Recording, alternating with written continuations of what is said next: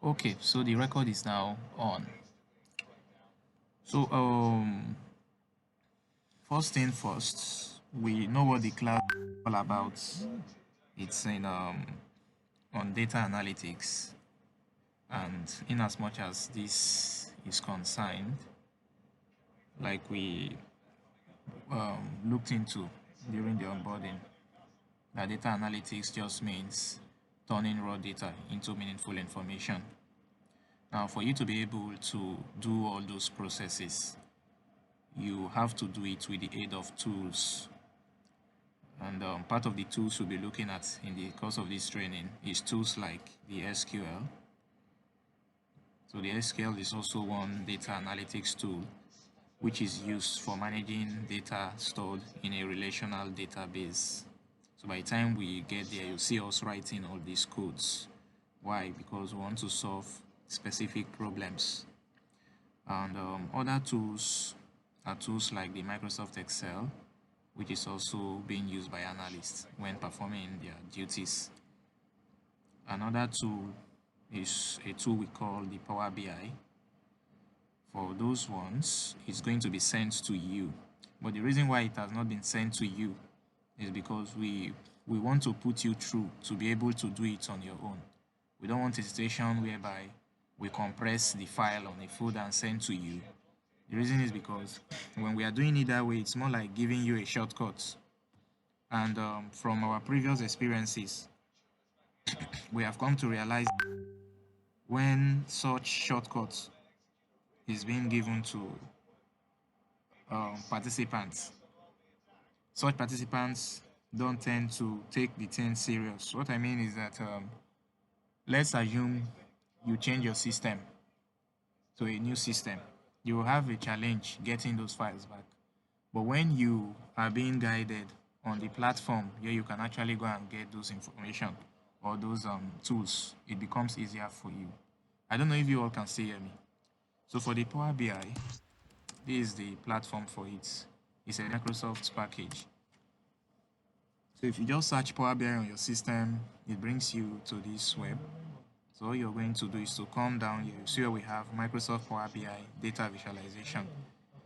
So you click on it. So we still guide you when we get to this. You'll be guided on how to download it.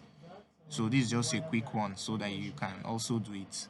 So once you open the Power BI, it will bring you to this screen. You come over to this section where we have products. You click on products, then you come down to Power BI desktop. You click on it. So by the time you do that, it brings you to this new screen. On this new screen, you have to come down and click on download free. Download free. So if I click on download free, you'll see it take me to a new web page. More like trying to open my Microsoft store. I'll click on it open. So it's going to bring it up. Then all I'm going to do is to click download. So while that one is loading up, another is this one. We call it Tableau. Tell you what we use both of them for. Let me let someone in quickly. Apart from the Power BI, we have another called Tableau. So that one too, we have it here. Tableau.com. You can just do www.tableau.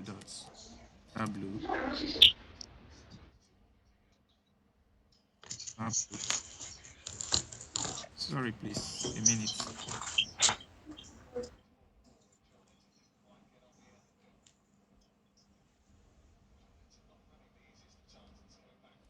So tableau.com.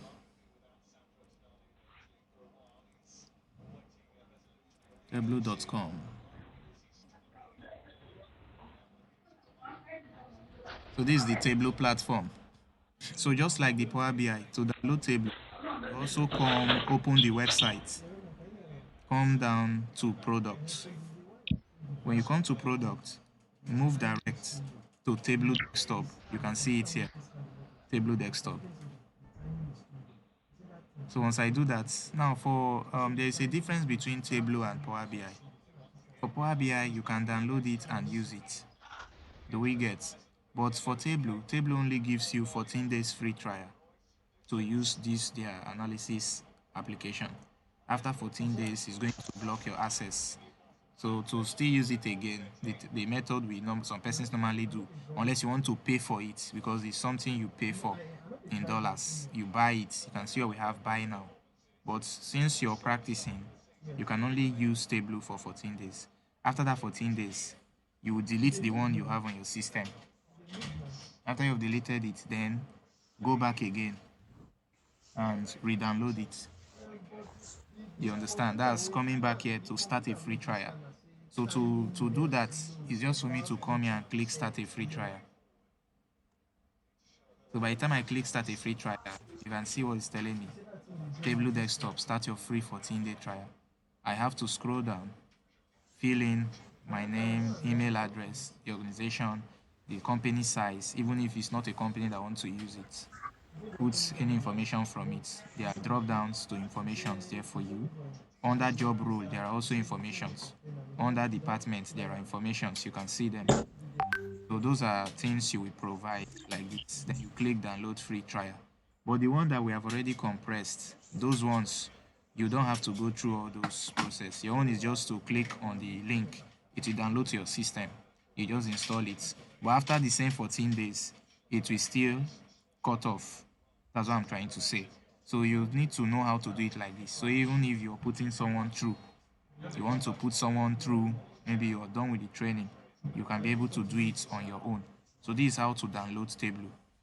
Go to your web browser, whether it's Mozilla Firefox, Chrome, any of them, Edge. Come to the bar above, the search bar. Type in tableau.com. It brings you here. Go to Products tab. Come down and click on Desktop for Tableau Desktop. It brings you to free trial. You choose it, you fill in all these things. The moment you click download free trial, it will download automatically. So that's how Tableau works. It will download immediately. It will download immediately. For Power BI, the same thing, you go with Power BI. As you click download free, you will download Power BI. For SQL that I showed you here on my system, SQL is not that straightforward. There are numerous setup processes you have to do because you are installing 3 packages, what we call the MySQL server, what we call the MySQL shell, and what we call the MySQL application. The application majorly is like the editor code window. For those of us that have done some trainings on programming before, you know, programming tools like Python and others, you also have to write all this. What I mean is all these editor windows, either you're using any of them anyway. So you'll be able to do that. So for the SQL, this is the platform where you go and download it. You come here, you say www.mysql.com, mysql.com. So this is the platform for SQL. So once you do this, it brings you also to its own website. All you're going to do, you come to downloads, you click on it. It will bring you to this new page. On this new page, scroll down, down. You see where we have MySQL Community GPL downloads. Click on it. MySQL GPL download, click on it. The screen will now change and take you here. Calm down. Because you say excuse, I say I see what your SQL what? MySQL GPL download. Can you see it? MySQL Community GPL downloads.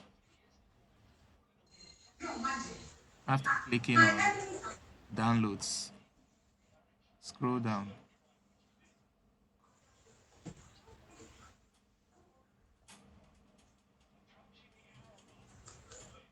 Can we continue? Can we continue? Yes, sir. Yes, sir. All right. Now, No problem, sir. click on this MySQL GPL download. All right. It's recording. Let me check this record. It might be that it has stopped.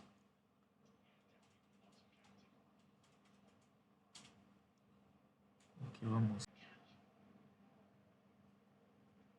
So the moment you click on that MySQL GPL download, the screen it will redirect you to this new page. So what you will do here is to come down and click on this MySQL installer for Windows. I believe you can all see it below. MySQL installer for Windows. You will now come and click on this one, MySQL installer for Windows. Once you click on it, it will also redirect you to a new page. This is the page. So once it brings you here, select your operating system. Windows, operating Microsoft Windows, select that option. Select version, select the latest version. The latest version is 8.0.35. Then scroll down. You will see two options. The first one and the second one. The one you're doing to download is the second one. Take note. The second one is what you will download. The one of 288.6 MB. So that's the one you're going to download. So once you download, you click download, it will download. Then you now notify us. We'll now guide you the installation. I believe that aspect is clear. Hello?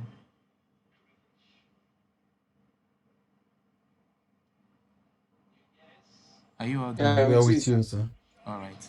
Then, how about for Python? For Python, Yes. go to anaconda.com.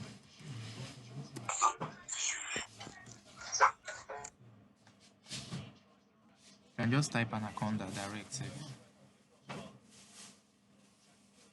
It brings you here to this new page.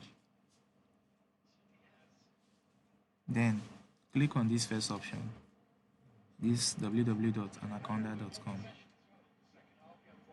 Click on it. Now there are different ways to download and install it, but I want you to use this. By the time we start, Your screen is not moving. No, your screen is still showing SQL. Are you sure? Are you sure it's not from your end? Maybe it's from No, my I end. don't think so. It's not from your end. Oh, it's the same thing with you, sir. Yes, sir. Okay, let me reshare.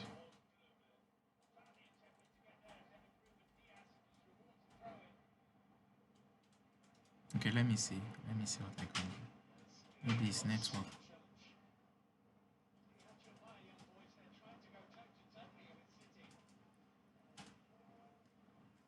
Can you still hear me? Yes, I'm hearing you, sir. But we are Yes. not seeing your screen. Loud and clear. I Yes. disconnected it. Okay, can you see it now? Yes, sir. All right. So I said for Python. Yes, it has come up. Okay, so I was saying that let me for Python go to just type anaconda.com or anaconda. It will bring you here. This first option, anaconda. Click on it.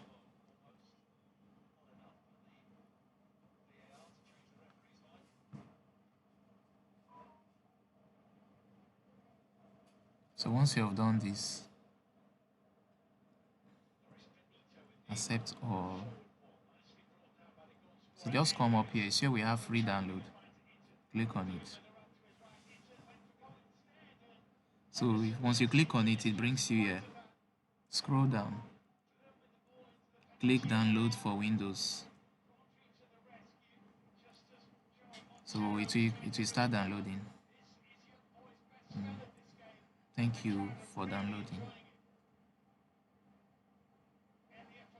So let's go to our download bar.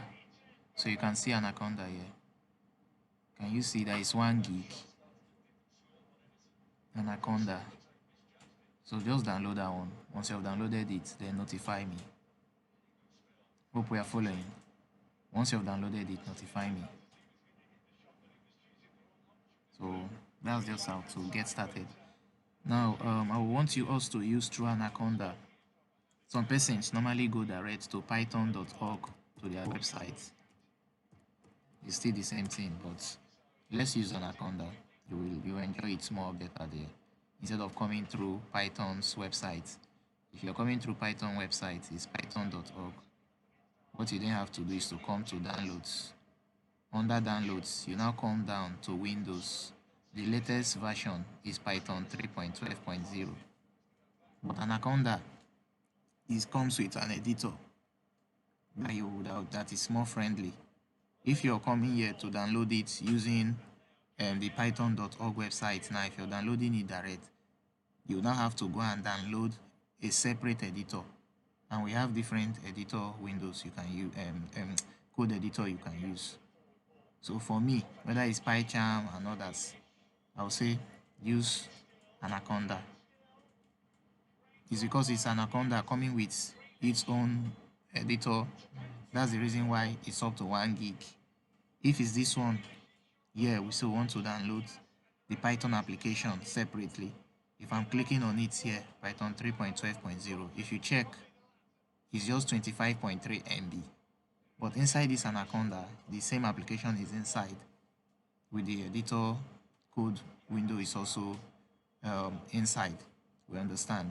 Everything coming here through Anaconda is full package. But this one, you install this Python and still need to go and download external files. And not only that, in short, there's no problem. Things like pandas and others, there are still other setup that need to be done. So let's go with this one. My data not finished. Let me pause this. I already have it. Okay, so those are the tools. I don't know, can you all still hear me? So let's begin what we have for today. Yes, sir. But please, I would like to ask. Yes, So, loud and clear. okay, sir, you are telling us now that it's best we download Anaconda Yes. compared to Python that doesn't have the full package. No, the Python. Yeah. Okay. Yes, sir. Now, what I said is this. This Python application is just an application. If you download and install it, you cannot use it. Do you understand? Okay. When you download it, you cannot use it. It's just an installer file. Download and install. Okay.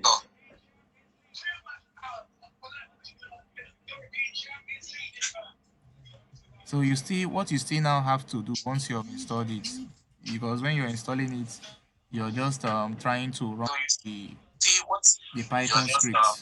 You can mute yourself. Your voice is echoing. So one thing is to download it. Another thing is for you to Hello, sir. yeah. Hello, sir. I'm with you. I will suggest that everybody should move themselves. All the ground noises are disturbing.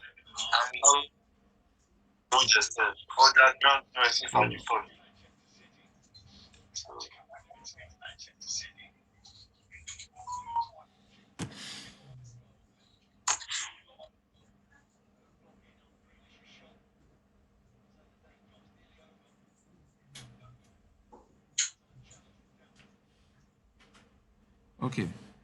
Think it's fine now.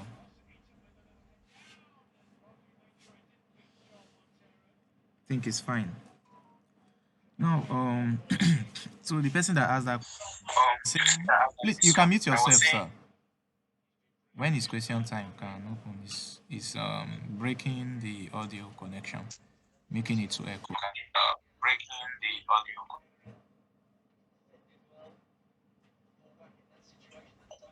Okay, sir. I think you are trying to answer my question. Yes, so you can mute. Okay. So now I was saying that if you download it through this source coming through here, Windows, since your system is a Windows operating system, you click on the Python here. That does not mean for you to use it means you have to write and run your Python code. So for you to write your Python code, you will need what we call a code editor. Hope you understand. So there are many code editors that way. It's now left for you which one do you want to go with. So it's always good, whatever we are doing in the class, we'll go with one because they have the interface is different. For example, we have what we call the Visual Studio Code. So if we are saying, okay, we want to go with Visual Studio Code, if I'm using this Visual Studio Code now, you have to still go and download it through this place here. So imagine some of you are using Visual Studio Code. The tutor is using another one called PyCharm. This is another code editor you use to write and run your Python code. You understand? If someone else is using this, it will not be flowing. It will not be flowing because the structuring is different. So these things is just like data analytics, which is all about you transforming raw data into meaningful information. Just like data science too, when we talk about other programming applications, they all have one goal: to transform raw data into meaningful information. All of them have that goal. But the way they do their things is different. Do we understand? It's just like Excel. Excel also performs all those things. But the manner at which Excel runs is through its formal functions. So that's why I'm saying that for this, you still have to come and either you use PyCharm or you use Visual Studio. Do you understand? We have another one we call the Jupyter Notebook. This is it, Jupyter Notebook. It's another notebook we use to write and run our Python code. You also download. So this is the one we are going to use in this class. We'll use this Jupyter. I love it so much. Then we have another one we call Spider. I think I remember this one, Spider. So there are some analysts that use this Spider when they are writing and running their Python codes. So these are the notable ones. They are the notable ones. Now for the Anaconda I showed you before. If we are going to the Anaconda, let me open it here. Please know that it is not Python itself, but it is what we call a distribution that includes Python and those, you also see Jupyter there. That's what I'm trying to let you know. It includes Python and it also includes some of those code editor that I made mention of. When you open the Anaconda, you will see the whole environment. All those things are already inside. Do we understand? The better word for me to use is collection. It is a collection of data science and machine learning tools, which I know that you will love. So download the Anaconda and open it. You will see a collection of many data science and machine learning tools. They have all been compressed and integrated inside. That's the reason why this Anaconda is the most popular. There's nobody that knows Python that you ask. They will tell you Anaconda. So it comes with a package manager. We'll call it the Conda package. That's why you're seeing the name called Anaconda. So it is that Conda package in it that simplifies the installation of various libraries and packages commonly used in this field of data analytics and data science. Do we understand? What makes it easy to manage Python packages within the Anaconda environment is that Conda package. It's very, very good. Inside it, you will see those Python libraries I once mentioned, like the Matplotlib used for data visualization, the other one that is called Pandas. All these things you can later go and read on them. We have what's called Pandas. I told you, Pandas is what we use to analyze data in Python. We call it the Pandas, Python Pandas, or whatever. We make research on some of these things. We have the one we call the NumPy. All these are the notable libraries. So, like I said, some cases you don't necessarily need Anaconda. You can still install Python directly from here and then use what we call pip.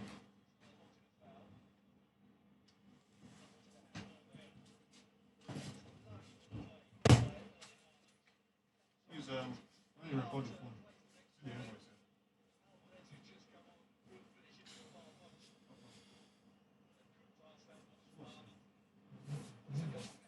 Hello, I don't know. Can you still hear me? Yes, sir. Okay. Yes, sir. So unlike that other one that I said is already integrated together, this very one, when you get it, you still have to go and download those tools I showed you. Those other tools I showed you, still need to do that. And also, you go to your command prompt. There is something we used to run on our command prompt. This command prompt, CMD. You open it and run it.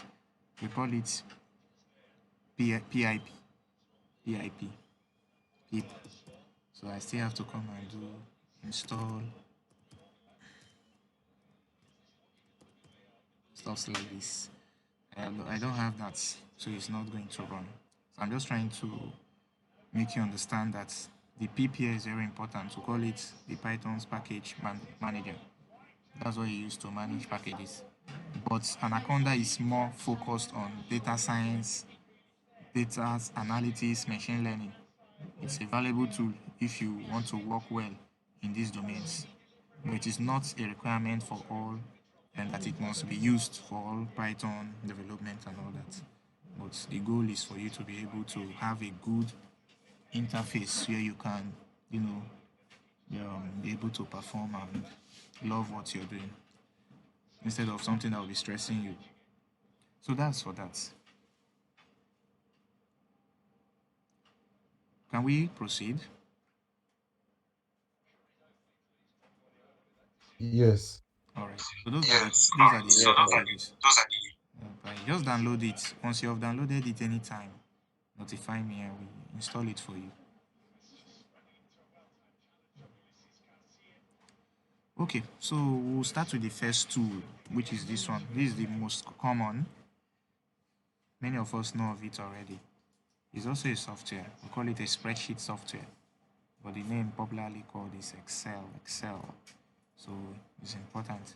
Now, before we do something on it, I would like you to set up an account on a particular platform here. We call the platform Cargo.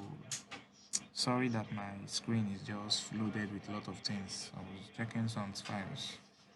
So this Cargo, if you look at the curriculum, you should have seen something on that. So Cargo is a platform where you go to have access to data. So please, everyone, this is how you do. Please do it before our next class. This is where we'll be coming to take data sets. We'll come here each time we want to take data sets that we want to analyze. Now, I know some words I used to mention will be new, sounding new to you, like the word called data set. And whenever you hear us, those are some words we'll always be talking about in this class. And whenever you hear us talk of data set is just a collection of data.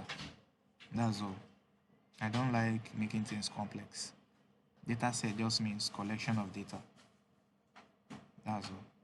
Now, not only that, it is usually organized in a structured or an unstructured manner. And there are various purposes we use it for. So you may be using it for analysis. There are others who use it for research. For example, if you look on my screen here, you will see some research materials. All these things are data. Whether they are like this, we have data divided into two. We have quantitative, we have qualitative. Quantitative and numeric data, qualitative and non-numeric data. Those ones that are not in numbers. So data sets, this is also a data set. So data sets can be used for various purposes, depending on the nature of what you are working on. Okay, so now that you have known, it can be used for a lot of things. Now that you have known, like I said, it contains several information. All those informations, I talked about them just now, which I said could be numeric and non-numeric. Now, these data sets have where they are found. Those are what we call data sources. Well, it's for you to know where are the sources data is located. So when you're asked to go and get data, you know how to get it. Most times, you may not be asked to source for it, you may be given the data to use. You understand? So in those cases, there are things you have to do too before you even proceed with analyzing it. But notable sources are the web source, where you go and browse it out. So for practice purpose, we always work with Kaggle. We come to Kaggle, we sign in, then we have access. If you're not an existing user, you need to come and register an account. You can see it's the largest AI and machine learning community. You have access to many things. You can also upload your own projects when you're done. So for those of us that have not registered, this is how to register. Open kaggle.com, come to register tab here by the right, click on it. It will bring you here. If you have an email address, to make it easy, just choose register with email. It will now see your name, your password, your full name. Then, are you a robot? You say no. That's all. Another method is for you to use register with Google. So if my email, Gmail, is already inside, which is here already, because our email is already here, I'll just click register with Google. If I do that, it will be able to link it up for me. But now, you can see it brings it out that which of the mail do I want to use. If I'm using this is already a registered member in the Kaggle community. So if I'm doing it, it's more like saying I'm signing in, because it will be able to detect that email I've once registered. You can see it automatically took me there. That welcome. You can see it, welcome Miramo. So because I'm an existing user. But for you that is not existing, yours is to, as you click on it, to ask you other information to provide, your email and all that. Then you sign up. That's all. So if I'm coming here now and I'm interested in working on a data set for, let's say, a workshop, okay, I'll come to the search bar. When I come to the search bar, I'll just type in workshop data set.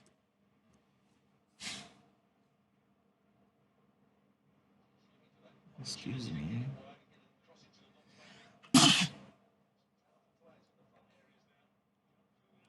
So as I was saying, I will come here, workshop data set. So for example, I have to now come and scroll, or I could say, for example, could say grocery store data set. So you can see a grocery store data set below here. So if I want to download this, I'll click on it, grocery store data set. I'll now come above here, see where we have download. I'll now hit download button. So before I download it, it's good to read. So I'll scroll first, come and read what the data set is all about.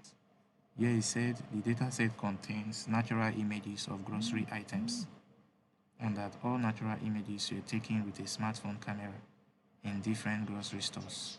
Total of this and all this. So I have to read it. Is this actually what I want to use? If it's not, I will ignore it. So let's say this is not it. So I have to pause altogether. Oh, it's downloaded itself. Okay, so let's go and open it. So this is web source. How to source for data from a web source. So once it's downloaded, go to your download bar and then open it. This is it. I'll click on it. So once I click on it, you can see it brings me here under this folder and under data set. We have it here. Now, when you're working with Excel, since we are starting with Excel, you don't need to do all that.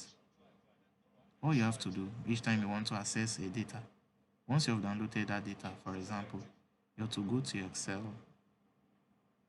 spreadsheet, go to this tab called Data tab, come to this left section called Get and Transform Data.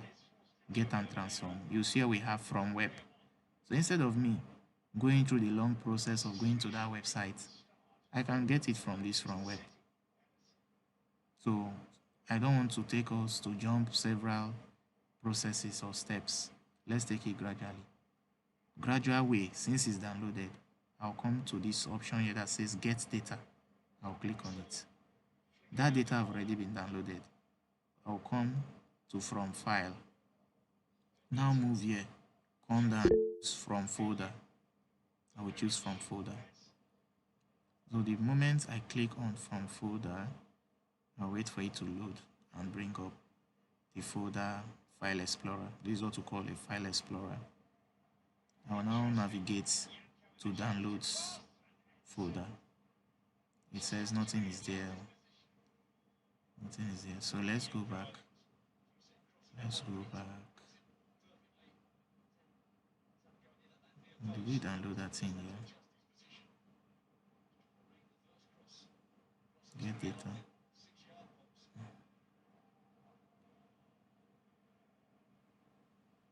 So my hands is up.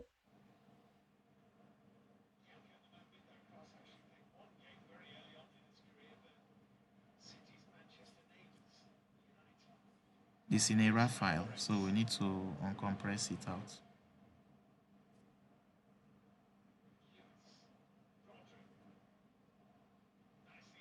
This is it, classes.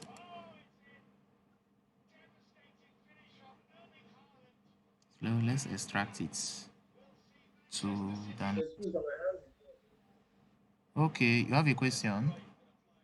Okay. Hello. Hey, ask your question.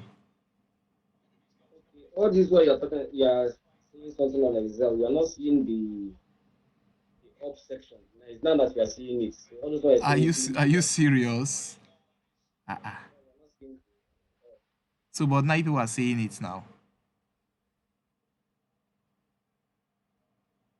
Hello, sir. it's not that you're seeing the off screen with the place you're clicking, but that time you're seeing click here, you're not seeing the All right. But you saw when we downloaded this file, right? Hello, sir. yes. Okay. Yes, I saw it. We downloaded it. We said we want to open it. So I clicked on it. So when I clicked on it, it brought it out. The reason why it's showing that way is because it is compressed into a RAW format. See it? So you have to extract it out. So the processes we did, this was it now, grocery store folder. We clicked on it. We went to data set folder. We found the data set here. So I said what you ought to do is to come here and open it. So you can open it direct. This is already in Excel format. So when you open it, it takes you directly to Excel. You can see it is in Excel format now. Do you understand this, sir? Yes, sir. So, not that we have started anything practical. I'm just explaining what a data set is. This is an example of a data set. I just want you to understand what a data set is. This thing now you're seeing here is an example of a data set gotten from a web source. So data can be gotten from a web. That's one of the sources of data through web. Maybe a website, a web page, and all that. Do you understand? Now, every data set has characteristics. The number one characteristic is what we call structured data characteristic. Now, in most cases, when you're given data set, you might notice that it is well organized. Where a data is well organized, you can understand what's happening on it the first time you open it. It means that data is structured. It is organized. If I ask, do you understand this now? No. It will be hard because this is not organized. So those are also part of what you will learn. How do you structure a data? How do you make the data to be presentable? Where each row is what we call a data point. Those are things you will cover up also in this training. Now, the reason is because each column here in Excel contains columns and rows. All those that are lettered A to Z and moving forward, we call them columns. You can see them. The ones that are numbered 1, 2, 3, we call them rows. I don't know, I hope you can still see my screen. Each column in a data set Yes. typically represents what we call an attribute. Or if you don't want to call it attribute, you can call it feature. For example, in this data set called classes, that's the name of the data set. It's a classes data set. You might have, or you can see columns for class name here. You can see another column in column B for class ID. You can see another column for coas class name. Do you understand? Now, in each of these column title are what we call attributes. So if I say what's the attribute of column A, you ought to say it is class name. What's the attribute of column B? It is class ID. Now, when I click on each of them, look at where we call the formula bar. Do not worry. The class for Excel will start from scratch. By the time we now get to things like this, trust me, you would have been a master on it already. When I click on cell, the first cell, do you see the name that appears, sir? It's showing class name, right? Hello? It's showing class name. Yes, I'm hearing you. Yes. Good. Inside the class name, do you see where we have bracket, stro bracket close? Stro bracket close. Yeah. Stro bracket close. Yes. That's what we call data type. That stro stands for string. Some people call it text string, some call it characters. So anywhere you see it like that, that's what it means. Now this is what it represents. I told you that we have quantitative and qualitative data. Quantitative and numeric. Qualitative and non-numeric text. Anytime you are doing any analysis and you find out that you're working with text, if you look at column A, it's text that are all there now. Mango, lime, lemon. These things are text, they are characters. Okay, so this is a data variable we call string. String. That's what we call it. That's why in that column here, you notice in this column we have called class name is now specified as a string so that you, the user, will know what data type is this made of. Hope we understand. For column B, where we have class ID, we have int. Int stands for integer. That's the data type you use each time you're working with anything that have to do with numbers, whole numbers. When you capture it, you come and specify integer. It's just like in SQL. If I open this SQL now, where is it safe?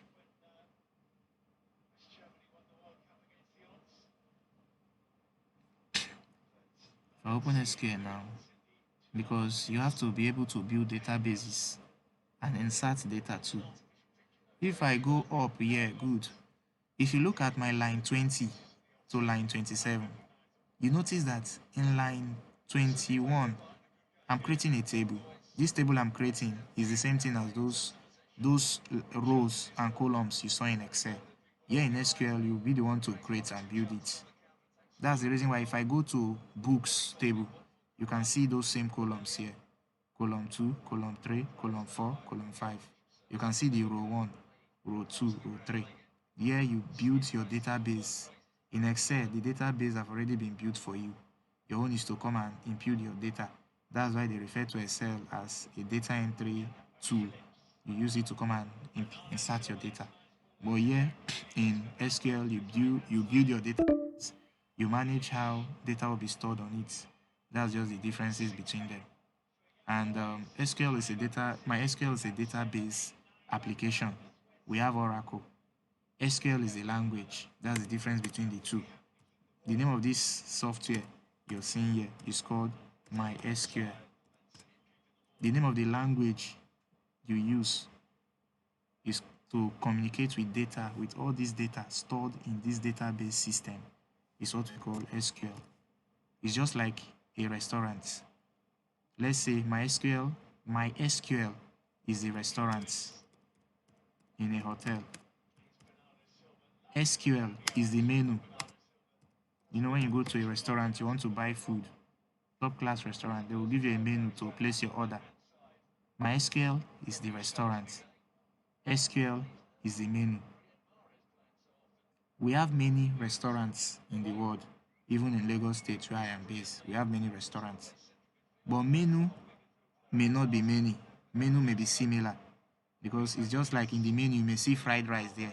Everywhere you check any menu, you must see fried rice. You must see jollof rice. You must see all those kind of foodstuffs in those restaurants. So same thing as Oracle. Oracle also uses this language called SQL. So if you know how to use SQL, you can work with several database systems. It's just like some expo I'm already giving you. So what brought us here is the fact that when you're working with programming tools and advanced database and data analysis tools, each data input you're making must be predefined and be guided by what we call data type. For instance, look at line 21. You see what was created there was transaction ID column. Transaction ID attributes or column. We also call column fields. Fields. You don't want to call it column, you call it fields or attributes. We call row record or row. Now, if you look at this line 21, you will notice that we have int. That same int we saw in Excel is also here. Is that not? Hello? Yeah, we are with you, sir. Good. You saw it here. Why? This int goes as far as notifying the system that for anywhere transaction ID is found, what the data that is to be provided must be a number. So you must tell the application that transaction ID column must be filled with a number. That's why even after this transaction ID column have been created in this table called transaction table, if I go to that table here, you can see transaction ID contains numbers. There is no way you can now come here and say you're inserting a character. It will bounce you back. Why? Because you've already defined the terms for it. This is the format that must be maintained. It's just like in programming. You cannot come and put space like this. This thing is supposed to be or borrower ID. You're coming here to put space. It will not, the syntax will not run. Even in Python, if you want to put space, this is the predefined syntax. It's underscore you use. Do you understand? Because anything space in analysis is regarded as a character of its own. A character of its own. For instance, let me show you something. So that's another thing you learn. You have to learn. Anytime you're doing any analysis, take away all space. Make sure if there is a space, let it be space that is genuine. So that you don't go and analyze something and you go and do an incomplete work for the person. For instance, now, let's say we have following names like John, Israel, Frank. Now we have these three names. Do you know that if John, there was a space before John, it will be regarded as nothing is there? If there was a space before John, it will be regarded as nothing is there. Let me show you something. Let me use an advanced function we call VLOOKUP. Now let's say for these persons, these are their names. These are staffs, names of staffs. This is their workplace, where they are working. Now let's assume that John works for MTN. Let's say you work with a company and you needed this information. John worked with MTN. Israel worked with Glo. Frank worked with Airtel. And this was a large data set. And you're asked, please, can we know where John worked? We want to know where John worked. Maybe it's not in this sheet. It was in another sheet. They're asking you, or let's say, yeah, that bring up where John worked in this place. Just like me coming here to say workplace. So we are asked, bring up all the workplace of certain persons. For example, of John. John. Now, I'll come here and use a function called VLOOKUP. You will learn this one too. It's just like your phone. We all make calls. So let's assume on a certain day, one of you wanted to call your friend. You will pick up your phone and go to your contact application to look for his number. When you carry the phone, you go to the contact application. The first thing you will type is his name. The moment you type his name, you notice it will bring every information about him. That's what VLOOKUP does in real life. VLOOKUP goes to look up whatever you're looking for. So now, you may not understand this syntax now. I just want you to understand the fact that space must be cleaned. It's part of what we call data cleaning. I will list the steps for you after this. So lookup value, we're looking for John. Want to know where John works. That's what we call lookup value. What you're looking for is John, comma, table array, the table where John's workplace is found. So I'll come here and highlight all the table. This is what we call a table array. Another name for it is the range. I will explain these things shortly. Hope this is recording. Let me check this quickly. Okay, it's recording. Column index number. The workplace we are looking for John. Where is that? What is the number of the column where workplace information is found? What you will do, you come and count it from the first column where the lookup value starts from. If in column E we have number 1, number 2, number 3, you will not start to count from there. You only count from where your lookup value, which is John, begins from. That means column F will be 1, workplace will be 2. We'll stop there because that's where workplace is found. If the workplace, if maybe in column G, it was age that was there. Column H, it was position that was there. And it was in column I, we now have workplace. It means that's 4 columns. That means we crossed 3 columns before we got to the 4th one where workplace is. So I will now come here in that case and say, after my table range highlighted, I'll say comma 4. But in this case, our column index number in this syntax means where is the workplace column found in the data set. So you must come and count from where the lookup value begins from, which is column F. So I'll count this as 1 and column G as 2, because that's where workplace is. I'll now come to my syntax and put 2, comma. Now we have what we call lookup method. There are 2 lookup methods. We have what we call the true method and the false method. What analysis is the false? Because you're always looking for the exact match to give you the exact accurate answer. So I'll come here now and say false, bracket close, enter.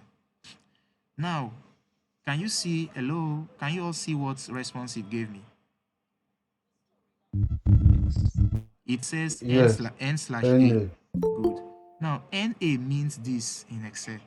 NA means 2 things: not available and not applicable. Now, what this NA means, it is telling you that there is no workplace information for somebody called John in that data set. But it's not true. This is even a short data set. Imagine this was containing 5,000 information. You would now go and give a wrong response that we don't have anything like that. Whereas it is there. Why is he not able to see it? It's because of the space before John. If I go now and put and remove and close that space like this and click enter, did it find it or it did not find it? Let me hear from you. Did it find it or it did not find it? It did. Yes, that's found it. Can, Enter. can you see now? Sorry, someone wants to join. Let me let the person. Yes.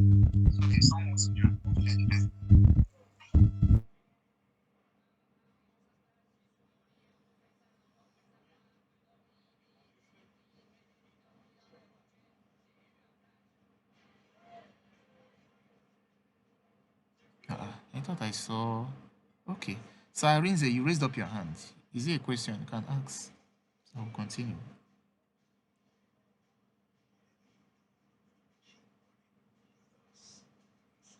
The old hand, sir. Good day, sir.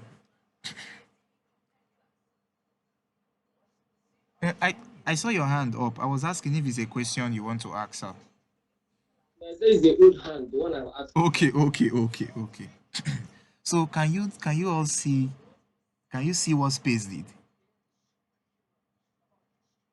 That is the reason why when you're working with data sets, you must not joke with spacing. That brings us back to what we started on, structured data. That every data set have characteristics. The first characteristics is what we call structured data. Any data set you're given, is your duty to go through it, check them one by one, make sure each columns represent what it is meant for. Make sure there are no space within it. Now, what we use most times in Excel, because imagine, um, imagine, imagine a situation whereby under Israel, okay, or in Israel, you have a space, many persons, you have a space, and so on. That's not how you will now be coming to remove the space. Here in Excel, we have a function we call the trim function. Trim. We use it to trim. If I wanted to trim Israel to be accurate, or that former one we did before, John, what I would have done here would have been to say equal to trim. I'll now come and take John. You can see it as trim John. It's just like me saying equal to trim. What do I want to trim? John. To remove that space. So we use the trim to do that. But I will not even advise you to walk through all this stress. This is still stress. When it comes to all what we just did, so we call it data cleaning. So what you use to clean your data in Excel is what we call the Power Query. The Power Query is the processing engine room in Excel for data cleaning. So each time you want to clean your data, you have to extract that data first to the Power Query. Like this one we brought here. The normal step, you are not to bring it here first. You will go to your Power Query and put it there. So as it is like this, what I would have done here to clean this data is dirty. Don't mind you're saying it like this. This data is dirty. For example, the fields, the top, you can see is joined. So what I always say, your task begins in structuring it clearly so that someone can understand. A quick structuring your to-do always. Ensure you come here and do what we call auto-fit. If you go through curriculum, these things are there. Auto-fit it to balance well, not this one that some things are hiding. How do you auto-fit your data in the spreadsheet like this? Come at the top here, highlight everything. Just click at the angle here, it will highlight everything. There is this line between column A and column B. Click on the line. Can you see? Immediately it expands. Every information are feed up. I hope we can all see it. Once you have done that, come to the top. Please come again. Okay. You jam-packed like this. Jam-packed like this. You need to organize it properly to fit into their columns. This one is not fitted. The column is too tiny. Same with column B. They are tiny. So your duty is to clean them. First cleaning is to organize them to be fitted well into their respective columns.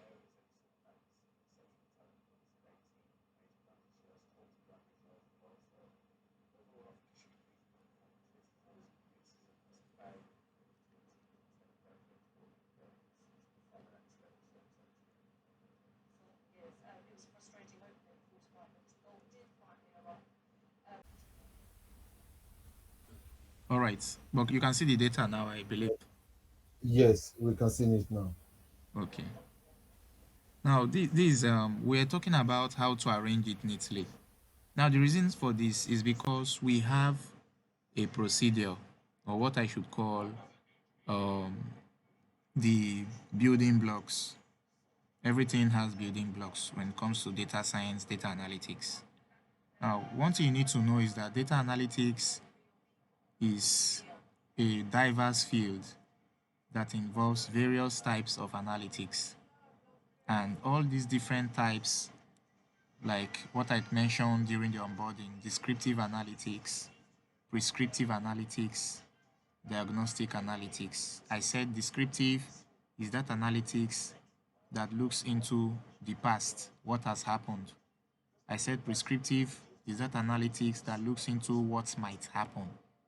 Diagnostic analytics is that analytics that looks into what should we do.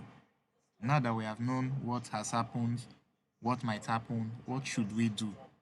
So now one thing you need to know now is that all these types of analytics follows a structured process. The cleaning we're going to do before is part of that process. The first process is what we call the problem defining process. In my classes, I always state it out. As an analyst, the first thing you must do when you're given a data set is to first of all begin by clearly defining the problem.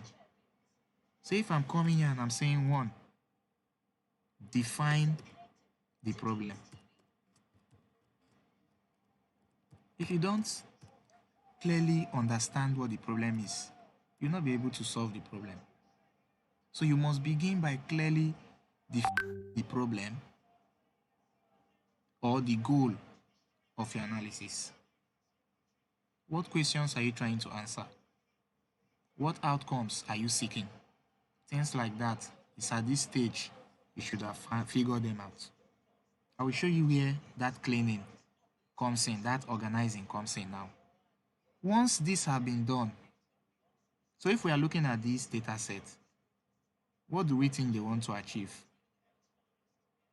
We already given images, pictures, and they gave us ID of these items, the name, COAS class ID. So our analysis is not complete because we have not yet clearly understood what we're asked to solve. That's on one part. Now going back, once that has been achieved, you now go into what we call data collection. Most times you might need more data to solve that particular problem because it may be that this data is not complete. Maybe more information is still needed. Even this one we brought here was through a process of data collection. We went to collect that data. So data collection also happened to be one of the key processes an analyst must follow. In data collection, it's just involving you, letting you know the fact that you must gather all relevant data you need for the analysis from various sources. And this data collection brings us to this place here, because data collection can include structured data from databases and unstructured data from also databases. This data is not structured, it's an unstructured data, what we call dirty data. Because if it's a structured data, we don't need to clean it again. Now, our data collected is not structured. Now that the data collected is not structured, what then happens is in step 3, what we call data cleaning. We call it data cleaning and preparation, because at the same time we are not just cleaning the data, we're also preparing it for analysis.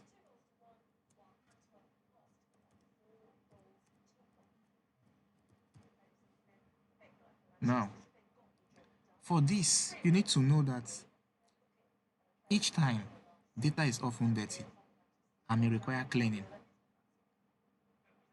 Notable ones I mentioned that you must clean are issue of spaces within your data.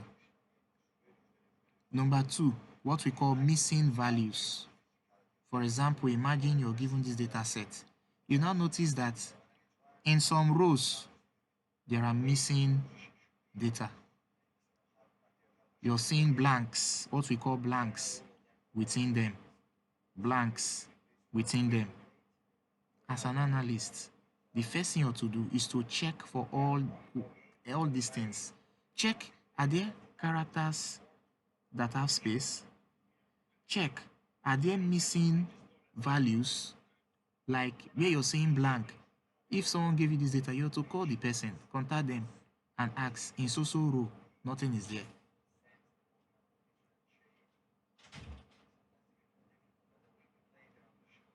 And then you start asking, is that how it is?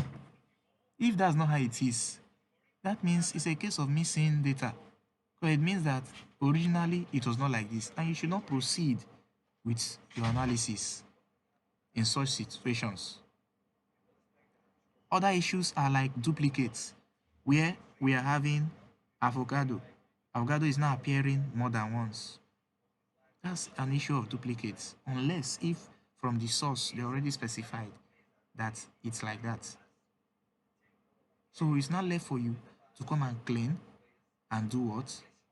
Prepare the data correctly. I will stop here.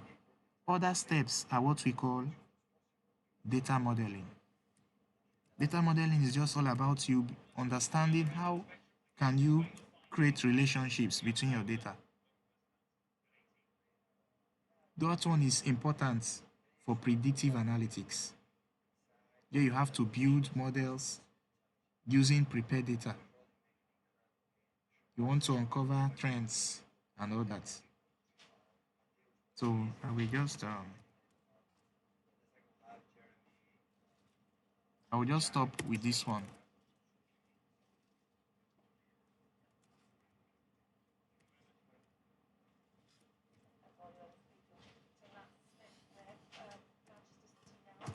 Modeling. We'll soon round up, just like 7 more minutes.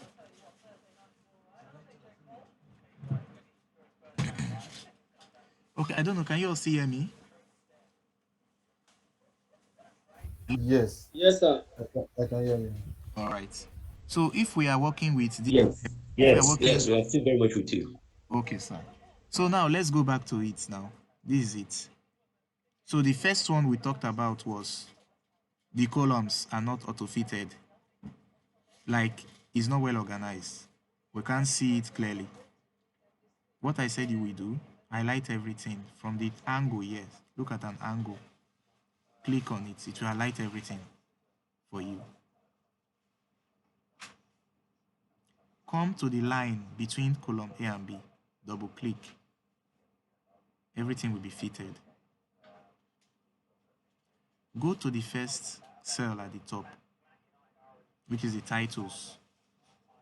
Highlight from the first title to the last. Instead of doing it like this, just be in the first one. Hold your Ctrl Shift left arrow. It will take everything. Then go to this top here, font group, bold it. Put a color fill there, something like this. This way is now clear. We now see it clearly that this side is the class name, the class ID.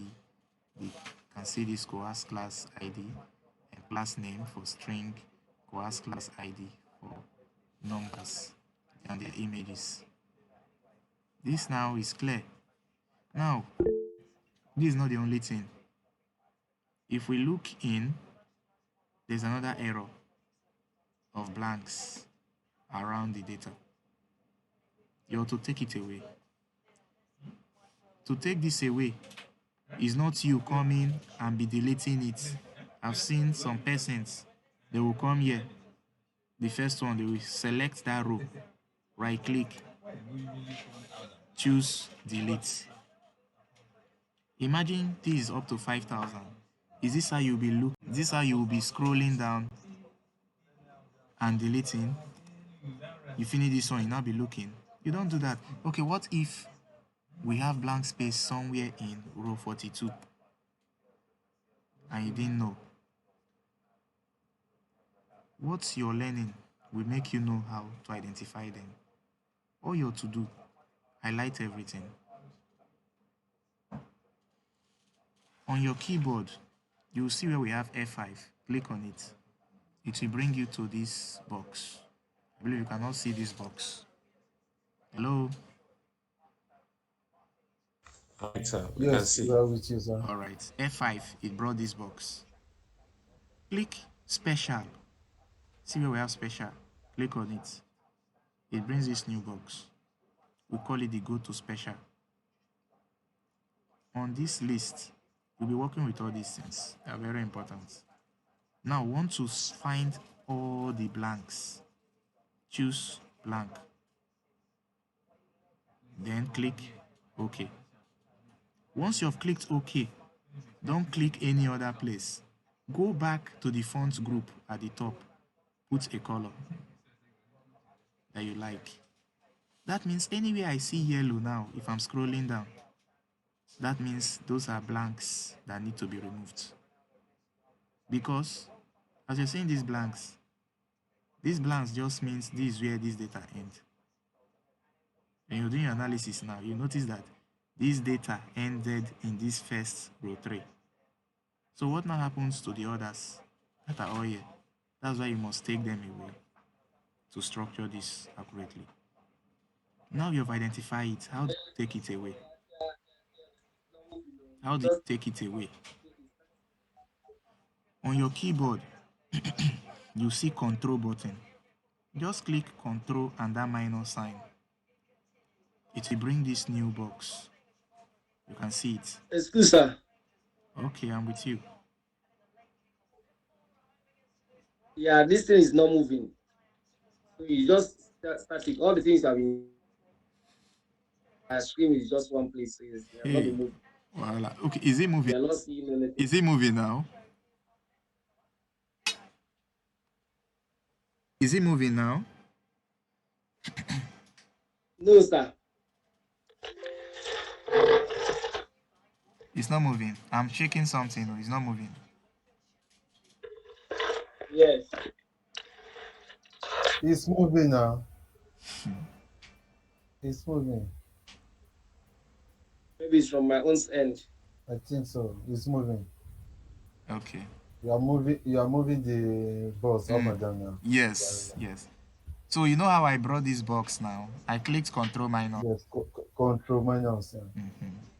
Because I want to take away all the blanks. So what will I do now? I will choose this second one. Shift cells up. Shift cells up. Then say OK. It has taken it away. If you like, let this be up to 100,000. It will take all of them away. In just seconds. Instead of the one I saw someone doing, deleting one by one, you will now be going again. Go and look for the next one and delete. Instead of wasting that time, first thing you need to do, don't even bother to check. First thing, highlight everything. F5. Special.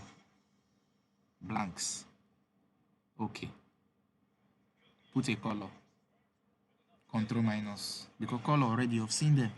If you now scroll anywhere you see yellow, know that those are missing. Control minus. Shift cells up. Okay. That's all. That's taking it away. Are we together? Yes. Now. Probably while listening to the Yes. class, I Yes, sir. will understand. Okay, sir. Now, how about issue of, imagine in column A, before golden, we are having space. Before granny, we're having like this. You know, this means there is nothing in this cell, not available. Sometimes it may be given, and you're just seeing it scattered like this. How do you clean this one? Don't worry. After this assignment to be given on all these things, so please follow up now. So that particular assignment is 6 assignment on cleaning. Once you can do the assignment, forget it. Anything cleaning, it will not be a problem to you again. So something like this, because it's much, the data is much, you don't have the time.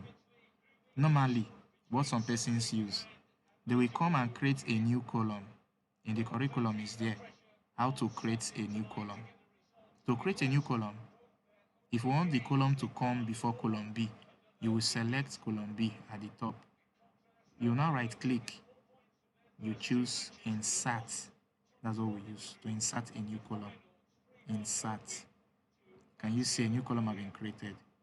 They will now come and copy this name and put it here. After that, they will now come here and use a function we call the trim function. For functions, you always start with your equal to. It's an assignment variable.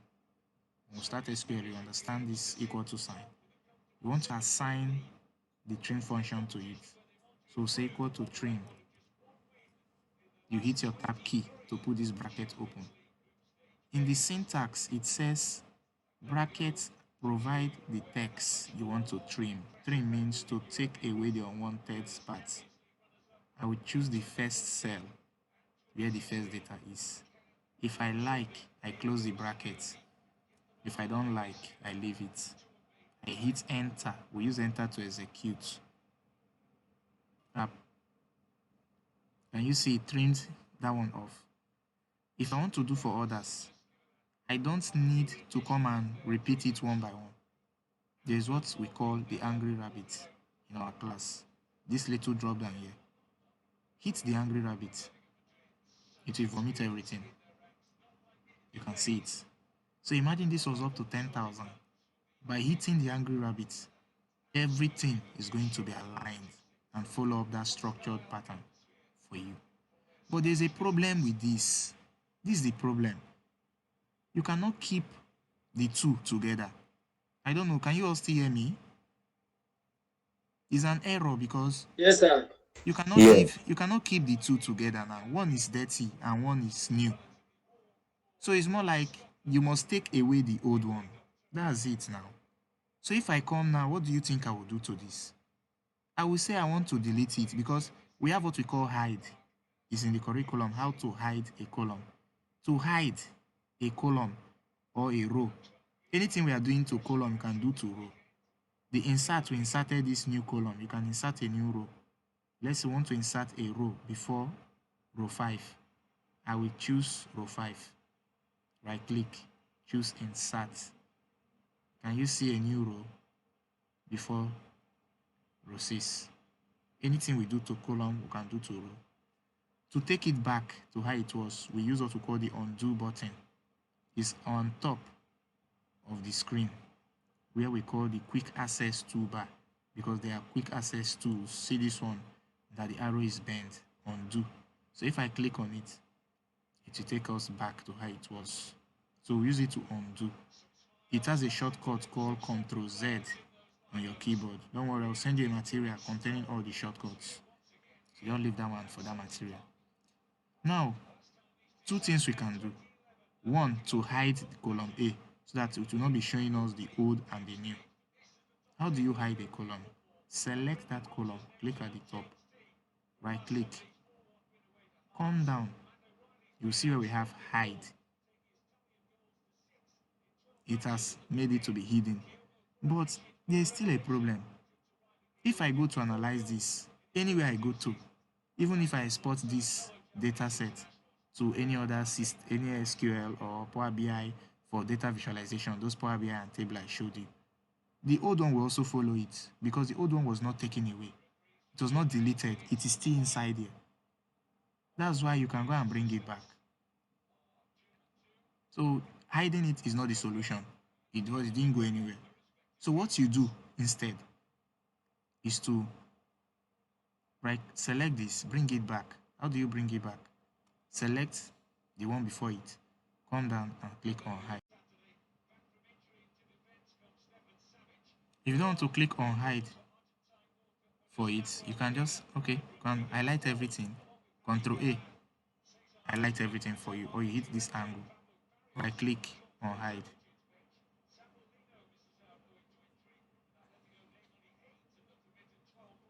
Where is it now?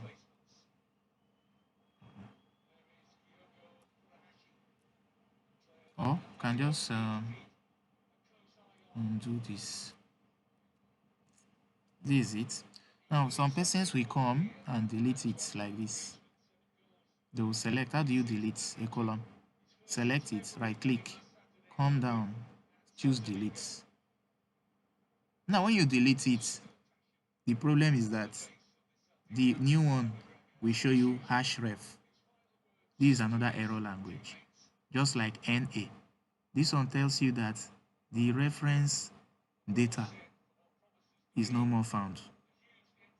That is the reason why what you're to use to avoid all these two different scenarios of mistakes is what we call the Power Query. Are we following? So what you're to use to clean your data is the Power Query.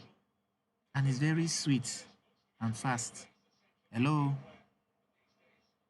Very sweet and fast. Yeah, I with you, son. This is what we will do. Even with blank space itself, don't even bother using Excel. Just go and use Power Query. If you're using Excel from 216 up, 213 up, you will have Power Query in it. But anything 213 down, you need to go and download Power Query and install. What I will do? I will first of all put this data in a table. Very important. Let me talk about that one. Before you start cleaning, make sure your data is in a table first. How do you put your data in a table? Because the Power Query exports your data from a table when the data is open like this. But if it is not open like this, you can access it from the web, from other source into the Power Query editor window. But since it's open, put it in a tabular format. Your data must always be in a tabular format when you're preparing it. How do you do that? Highlight the whole data. When you highlight the whole data, come down. You will see a little box by the side. We call it the Quick Analysis tool. It can help you transform your data into table. If I click on it, hello, can you see this box that appear now? Can you all see it? Containing from Yes. charts. yes. After totals, we have tables. I will click on tables. The first thing I have there is table. If I click on it, automatically it inserts this data into a table. Can you see? Now, the reason why table is good is that table comes with additional analysis features you will need. Two notable ones are what we call the sorting feature and the filtering feature, because you'll be working with conditions and criteria. We have text criteria, we have number criteria, and other criteria. We have date criteria, we have time criteria, depending on the nature of the data set. Let me show you some of those features it came with just now. If you look at column A, we now have a little drop down. Can you see it? So imagine I am told to only analyze all the lemon. What do you think I will do? I will come now, I will first of all put it in a table and click on this drop down. We'll call that drop down the filter button. When I click on it, it brings this new box. Inside this search bar, I will only put apple, or I will only put lemon and hit enter. It's all the lemon it will bring. You can see only one lemon was sold. Do you understand?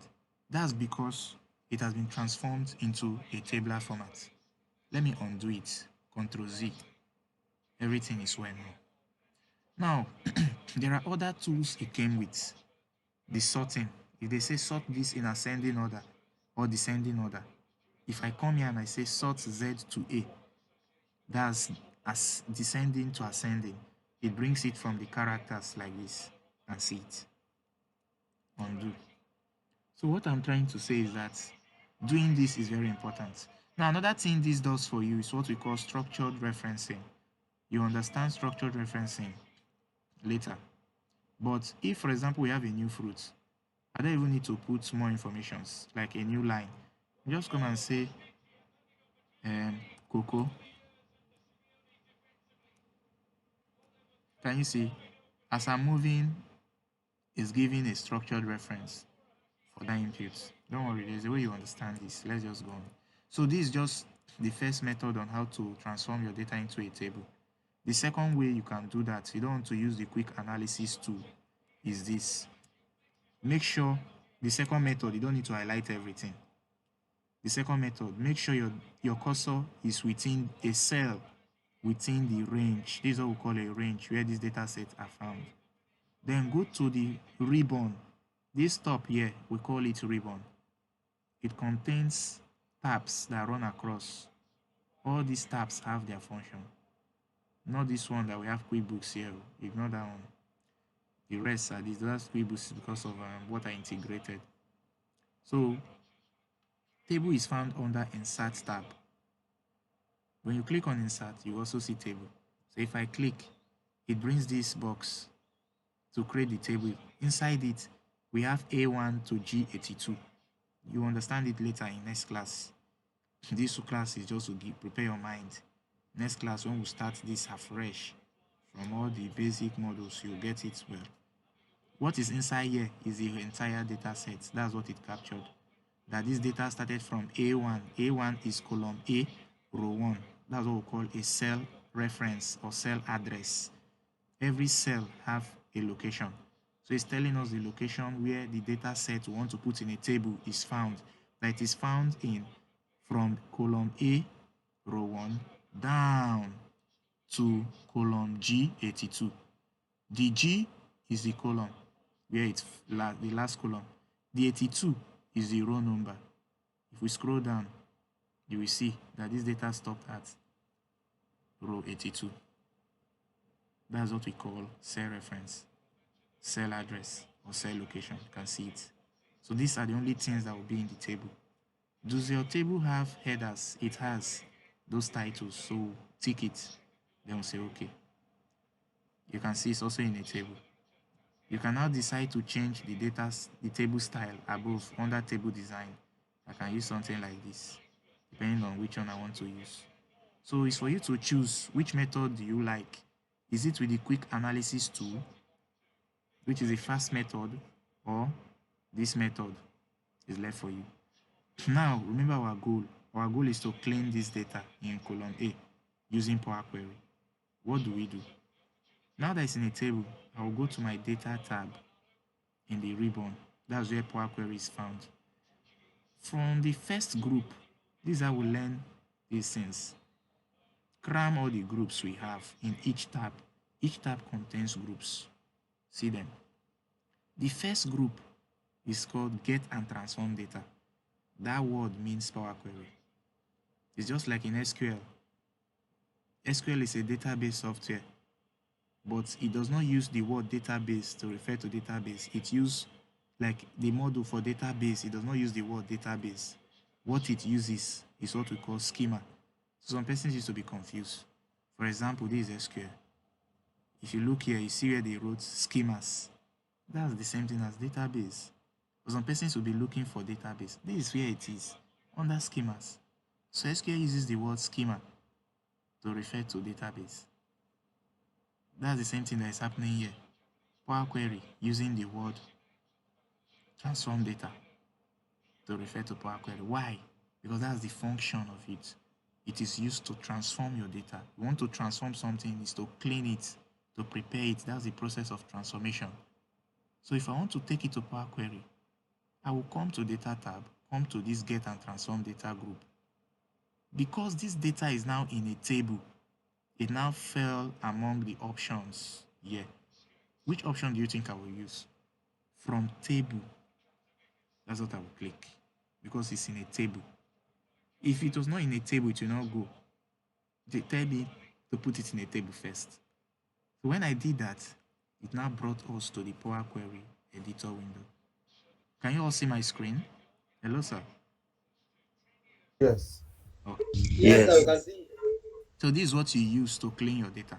This one, very sweet. All those things we are suffering since. You clean it and you go back to your... Now that we are here, we want to remove... Don't worry, in the class, during the training, you understand all these things. We want to remove... We want to align all this well to be well aligned. what do? Come here, you see we have a drop down. Like this is a column of its own. Select that column from the top. Right click. Come down after right clicking on that column. You see an option called transform. That's where you will go to. You see that trim. That trim that you in Excel you use equal to trim. Just come here, click trim, transform, right click, transform, trim. Immediately, that's trim it for you. What else are we looking for? I've already removed blank, okay? In the next class, we'll look at all those types. Another thing, maybe you're told, let all this be capital letter. Normally in Excel, we use what we call equal to upper. I will just come here, click on, right click on the column. Transform, uppercase. Immediately everything is capital letter. It is the heading here. This one I took is the input. The same thing I can do with the heading here. You can edit it and correct it here and put it. So that's how the Power Query works. Lowercase, you do it. You want to replace anything here. You right click. You choose replace values and all that. You want to remove duplicate, you want to remove errors. You will see how all this works.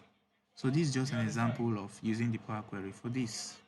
To go back, under File tab, you will see we have Close and Load. So you will go there, click, and then choose Close and Load. It will close it and bring you back to this same Excel. But this time around, it will be clean. You can see how beautiful it's now looking. You can close this box by the left, right. You can now see how beautiful it's looking, cleaned for you. This is when you can now start analyzing this. You now start analyzing this based on the problem you've been asked to solve. You rename this sheet based on all what now have to be done. So, sorry, we don't exceed our time of 10:30, but I believe this was this is okay, just like our first class should be. So this is where we're going to round up. This is where we're going to round up. Can ask your question. In the next class, we'll start by a proper concrete training on Excel, because here in Excel there are key fundamentals you need to know. Where is data stored? Data is stored in what we call a cell. Each of these I'm clicking on are cells. Cells is the smallest unit in Excel, and that's where data are stored. Excel contains two sections, the columns and the row. Every cell has what we call a cell address.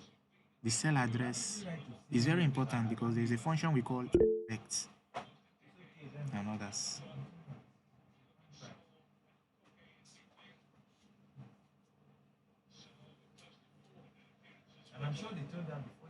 Hello, can you all still hear me?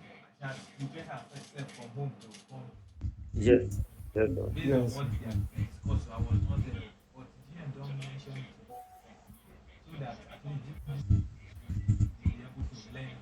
So every cell has an address. Every cell has an address. Like this cell where I am, the address for this cell is called B11. That's why we call a cell an object programming language, because it is object oriented, whereby it works with address. For example, let me show you the address. Every one of us have an address that always starts with the state we are staying, followed by the local government in that state, the community, for example, or the town. That's how here it works. The state in this case is what we call the workbook. The entire where we are, what we opened is what we call a workbook. Inside this workbook, we now have the town or the local government called the sheets, the worksheet. Those are the ones here. I'm not in worksheet classes. I'm not in worksheet 1. I'm not in worksheet classes. I'm not in worksheet table 2. Inside this worksheet again, we now have the exact place you're staying, which are the cells. And I said the cells also have another address called the cell reference. That's why when you look at the top, there is what we call a name box where my cursor is. What is it showing? It's showing B11. That is the cell reference to this reference called B11. That's the reason why if I have created a new column and I want what is in B11, which is lime, to be in this new column, I don't need to go there. I'll go to B11. I hit enter. Can you see it brings everything there for me? This is how we're going to round up this. So any question?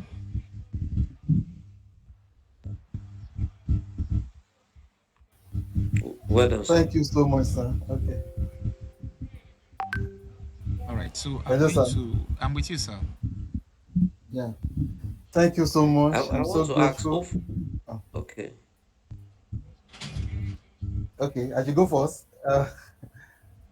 Okay, it's like my own is not a question actually. Go for it, Mr. Mr. Adediran, David. you can go ahead to ask your question then. After that, then.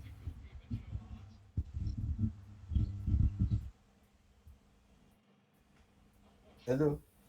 Hello, go on, sir, with your question. Hello. Yes, sir, I'm with you. Yeah. Okay. Okay. I'm not asking much question in the class tonight. Actually, I think I'm really much catching up because this is very uh explanatory enough. At least with what I'm seeing, I'm catching up. It's a good teacher, sir. I must say. I'm following you up. But as I want to ask, are we going to have a record of this for us to make reference to, maybe to download, to watch on Yes. our own, so that we can practice? Yes, sir. Okay. A folder is created on Google Drive. So all your record will be inside. Each time you want to visit it, you just click, you see everything from first class to the last. All right. It belongs to you, so Okay. you all have access to the drive. Okay. Okay. So it will be sent Okay. this night. Yes, sir. Okay, thank you so much, sir. To be honest, then, just like what the Mr. Adediran rightly said, you are a good teacher. I really enjoy your class, to be honest. And the way you portray the whole thing as if it's just a simple thing to do. And to be honest, it's really interesting. But hello, I'm with you, sir. yeah. But I don't know. I can say this is just like an introductory class because you try to cover almost everything before you now focus on Excel. But I don't know on any subsequent class. I will really like it if we can have a kind of course outline that will be arranged like modules. And each of these tools, at least, we are going to address them one after the other. Maybe the first one, that is Excel, the second one, SQL, Power BI, and so on.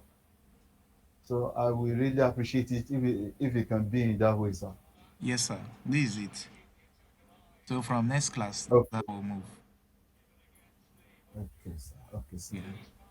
What we did Okay, today sir. was this. It was just on introduction, General introduction. Yeah. how to register on Cargo. You can see it there. How to download live data from the web. You can see it there. How to import live data from local machine to workbook in Excel. That's what we did. You understand? So from next meeting now, we'll now move into this. Okay, sir. Yes, you can see this. Besides, sir. You Besides, don't. Okay, I'm with you, sir. besides, I don't know. Will there be provision for extra materials for us aside the video Yes, if that we can fall back you on? say you need